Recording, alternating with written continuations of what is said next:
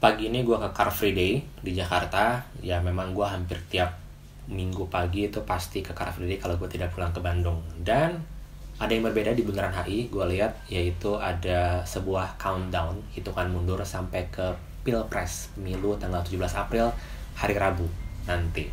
Jadi kayak waktu Asian Games kemarin, tapi ini adalah untuk pemilu atau pemilihan umum pesta demokrasi seluruh rakyat Indonesia. Sesuai dengan videonya, gue mau ngebahas tentang golput. Karena beberapa minggu kemarin gue menemukan ada satu atau bahkan lebih akun ataupun gerakan ataupun kampanye di Twitter itu mengatakan saya golput ataupun golput itu keren ataupun yang mirip-mirip seperti itulah. Intinya mengajak orang untuk golput juga. Yang gue nggak bisa pikir adalah kenapa ini sampai dilakukan. Memang golput adalah hak, salah satu pilihan. Jadi kalian diberikan hak pilih, hak demokrasi, mau digunakan ya boleh, tidak digunakan juga tidak apa-apa, karena tidak ada pidana dan tidak ada, kalau soal haram atau tidak haram gue tidak paham karena gue nggak mau menyentuh ke arah sana. Tapi memang ini sebuah pilihan hak. Jadi kalau kalian mau golput pun tidak masalah. Tapi yang gue permasalahkan adalah kalau kalian mengajak orang untuk melakukan golput juga, karena menurut gue golput itu sesuatu yang apa ya, jadi tidak bertanggung jawab aja gitu. Gue tidak golput, tapi gue tidak menyalahkan orang yang golput gitu, tapi yang mengajaknya itu.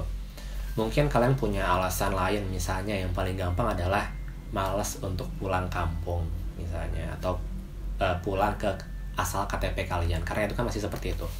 Jujur di sini gue lebih menitik beratkan kepada sistem di KPU. Kenapa tidak mempermudah orang-orang yang merantau, misalnya kayak gue sendiri. Di Jakarta ini banyak banget student, mahasiswa, pekerja yang merantau, termasuk gue yang datang dari luar kota untuk mengadu nasib ataupun menimba ilmu, misalnya di Jakarta. Itu tidak dipermudah dengan misalnya bisa daftar dengan tidak ribet, karena gue tahu sendiri memang di KPU itu mereka membuka pendaftaran sampai 16 Maret kalau nggak salah, dan 10 April untuk yang memiliki surat dinas kerja di Jakarta pada periode pemilihan umum itu. Dan itu mereka bisa pindah TPS ke Jakarta untuk bisa mencoblos, tapi syaratnya ribet. Gue liat reviewnya ya, harus tanah kemari gitu. Itu harusnya bisa lebih dipermudah lagi, disimpelkan. Kalau bisa 5 tahun ke depan sudah mengeliminasi hal-hal rumit seperti itu, jadi orang-orang tidak ada alasan untuk golput yang alasannya itu malas pulang ke tempat asalnya, ke tempat KTP mereka terdaftar. Itu satu.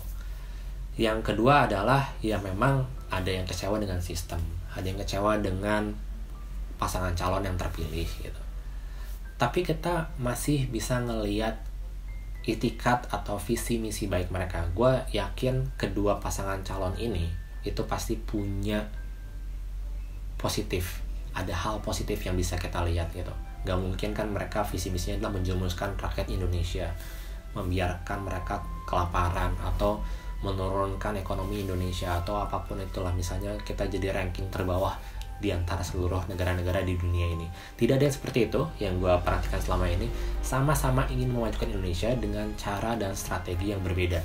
Itu yang harus kita pahami, dan kita lihat mana yang lebih cocok dengan kita misalnya, dan yang lebih cocok dengan Indonesia selama 5 tahun ke depan. Karena memang berbeda-beda gitu. Kita ngelihat kita harus ngebangun apa dulu, apa yang harus diprioritaskan, apa yang harus kita lakukan selama hidup ini berjalan, selama negara ini berkembang. Itu yang harus diperhatikan.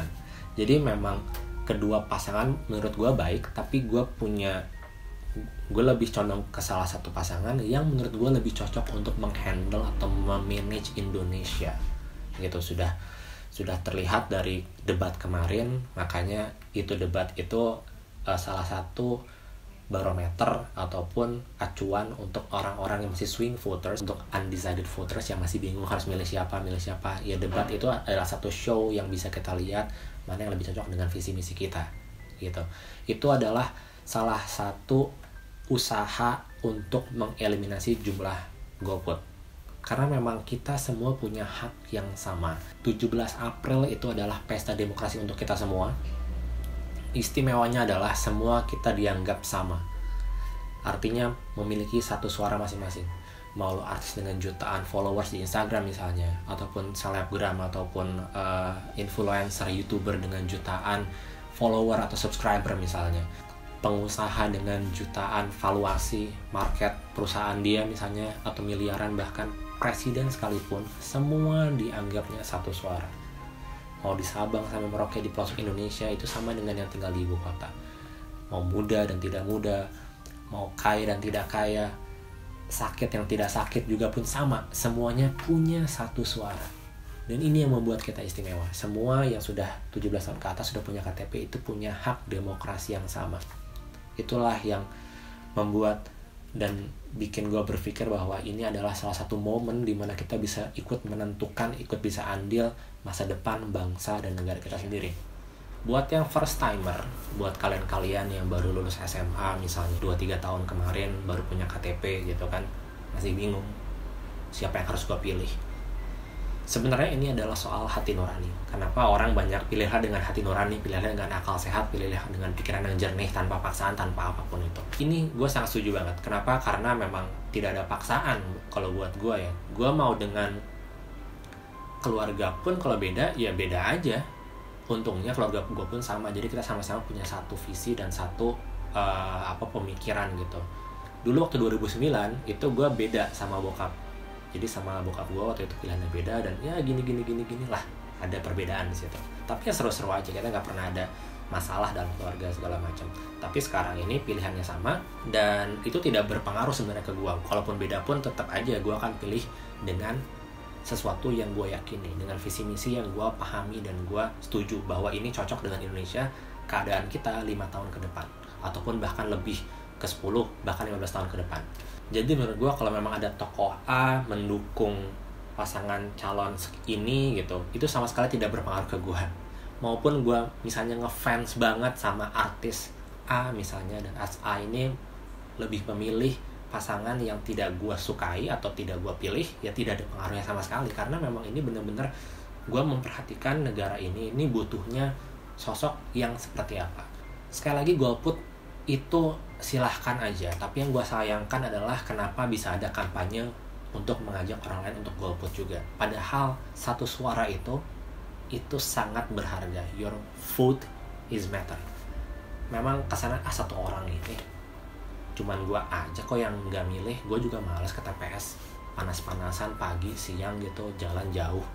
Tapi bayangkan kalau ada ribuan bahkan jutaan orang yang berpikir sama dengan kalian, dengan pola pikir seperti itu yang akan berbahaya. Dan didorong juga dengan kampanye-kampanye media sosial yang pakai hashtag, bikin akun, nyebarin stiker atau apapun itu.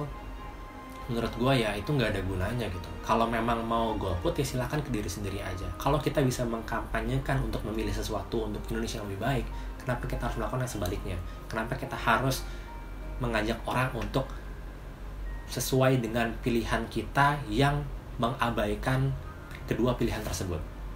Kalau kita mengajak misalnya, nggak usah ikut pasangan A, ikut pasangan B aja, ikut pilihan gua, itu lebih masuk akal. Mungkin si orang ini bisa menjabarkan visi misi yang lebih real, lebih konkret dibandingkan dengan pasangan calon yang lain. Itulah yang berkampanye dengan sehat menurut gua. Tapi kalau untuk mengajak, nggak usah milih deh, kita apatis saja, kita nggak usah peduli politik, yang penting jalan-jalan aja, yang penting udah aja kita bodo amat, yang penting kelihatan keren. Itu yang bahaya sebenarnya. Kenapa tidak memilih? Itu jadi keren. Gue nggak habis pikir sampai sekarang. Makanya yang gue temukan tadi, memilih itu ya keren, ya tidak nyoblos itu tidak keren. Itu yang kurang lebih gue temukan di berbagai sudut tadi yang gue cek ketika CFD. Jadi sama sekali gue tidak menyarankan kalian untuk golput. Kalaupun memang masih ada pilihan seperti itu, silahkan tulis komen di bawah kenapa kalian golput. Gue hanya bisa membantu menyadarkan buat yang golput 3 hari terakhir ini untuk menggunakan hak suara kalian. Kalaupun kalian memang tetap pengen golput, gue pengen tahu alasannya kenapa. Karena sejauh ini yang gue tanya ke teman-teman gue yang golput adalah, pertama karena malas pulang kampung, malas pulang ke tempat asal untuk nyoblos, karena juga cuma 1 hari liburnya, malas untuk pulang pergi, biaya tiket mahal dan lain-lain. Itulah kenapa KPU gue menyarankan untuk mengganti sistem itu di 5 tahun ke depan. Yang berikutnya adalah kecewa dengan pasangan calon tersebut. Jadi gak ada yang bener lah dua-duanya ataupun apapun itu. Sekali lagi, ini adalah pesta demokrasi seluruh rakyat Indonesia, dan menurut gue yang menang siapapun nanti, itu bukan pasangan tersebut yang menang, tetapi adalah Indonesia.